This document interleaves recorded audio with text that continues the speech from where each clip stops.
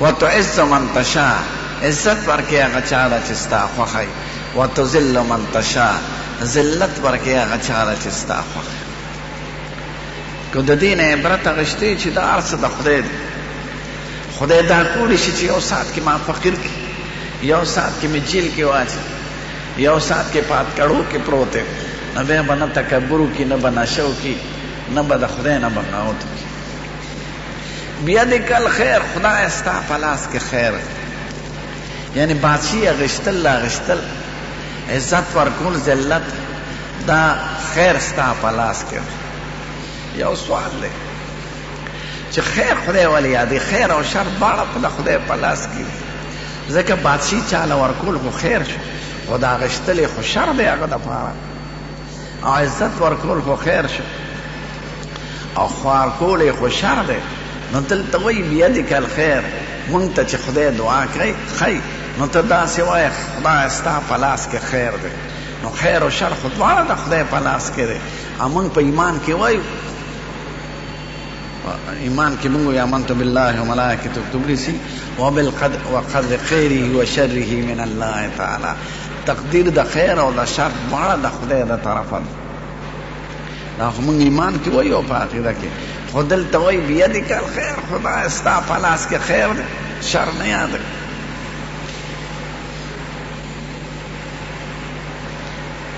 دا حقیقت کې دو خبرو ته اشاره ده. عالمان داسې وایي، باقي په خدای ښه پوهېږي.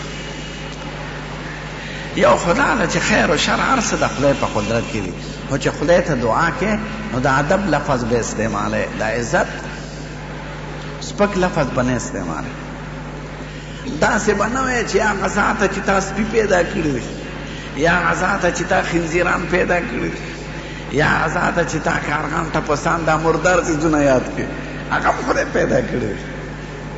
خدای ته به د عزت په طریقه، یا هغه ذاته چې تا انور او سپوږمۍ پیدا کړې ده، یا هغه ذاته چې تا اسمانونه پیدا کړي دي، یا هغه ذاته چې باغونه ښکلې اوبه دي او هواګانې دې پیدا کړي دي.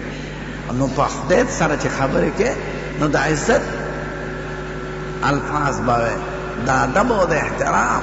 نو دې مونږ ته وښودل چې خدای ته سوال کوې نو ته به وایې بیدک الخیر، خدای ستا په قدرت کې خیر دی، ته د خیر مالک.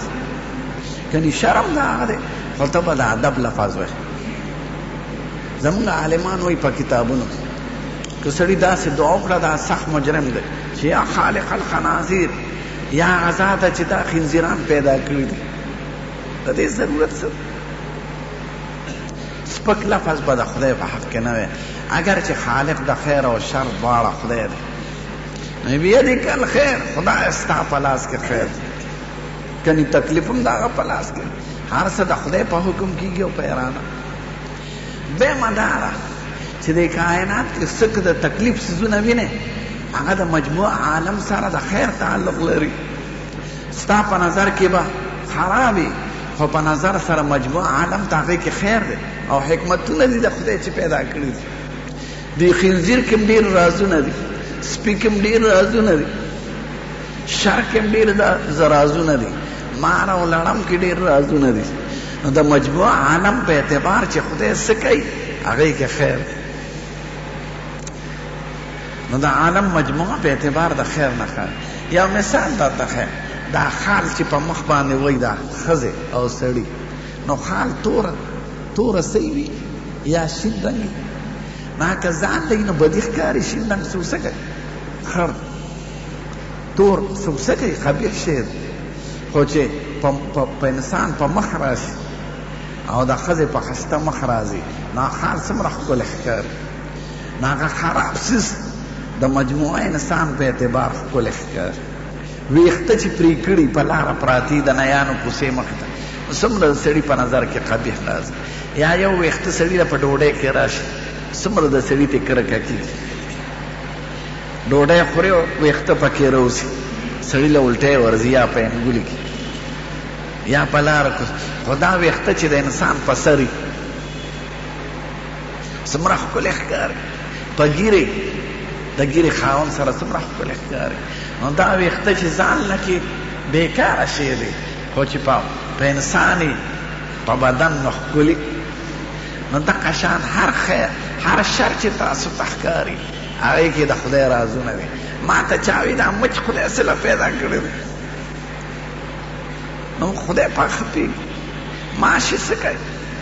نو ما ورته په لنډو وې وروره که مچ نه وي دا ټول اسپتالونه به نه وي، دا ټول ډاکټران به نه وي، دا د میډیکل کالجونه به نه وي، دا دومره لوی هنر او کمال چې خدای پاک د انسان په لاس څرګندوي دا ټول ګورې د مچ برکت. یو سړی خراش کې توکي نسواري سړی نسوار توکي په هغې مچ کیني 12 لکه جراثیم ځان سره راوچتوي او دا مچ کیني په مټۍ یا د قصاب په غوښه یا د خوراک په څیز هغه ته وخورئ هغې نه سل مرضونه پیدا شي. که مرض نه وي ډاکټر چا څه کوي، که مرض نه وي میډیکل کالج ته څه حاجت، که مرض نه وي داروګانو کارخانې به چل کوي، که مرض نه وي دا دومره کمال به څنګه څرګند شي. ماشه په سړي کینې ټک ورکړي تبې پیدا کړي ملیریا، نو ته ډاکټر له ځې. نو په اعتبار د مجموع عالم سره هر څیز کې خیر دی، هغې سره د قدرت کمالات د انسان په واسطه خدای څرګند دی. دا علم چا ورکړی دی؟ نو ځان له بسې ستا ته د شر ښکاري، خو چې مجموع عالم ته ګورې هغې کې به خیر وي، نو ته به یې بیدک الخیر. خدایه که ما ته څه د شر هم ښکاري هغې کې ستا خیر دی، یعنې ستا د خیر حکمتونه دي. دا د هغوی ساینسدانان که دا ماران نه وې لړمانان نه وې نو دومره زهریله ګیس دی په دې عالم کې چې د انسان عمر به په نیمه و. خو دا چې څومره زهریله ګیسي دا مار راکاږي، لړم یې راکاږي، مچۍ یې راکاږي، ډمبر یې راکاږي، هغه زهریله ګیس ته